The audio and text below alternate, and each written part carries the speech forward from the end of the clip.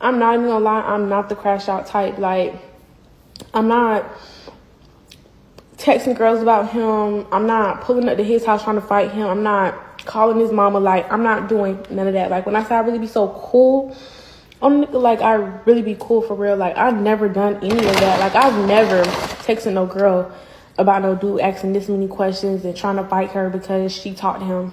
Never.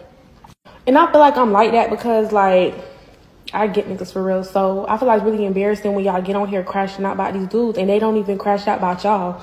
That's the embarrassing thing. Y'all be doing all of this about him and he don't even do all of this about you. He don't even really care about you for real, because if he did care about you, he wouldn't have you crashing out.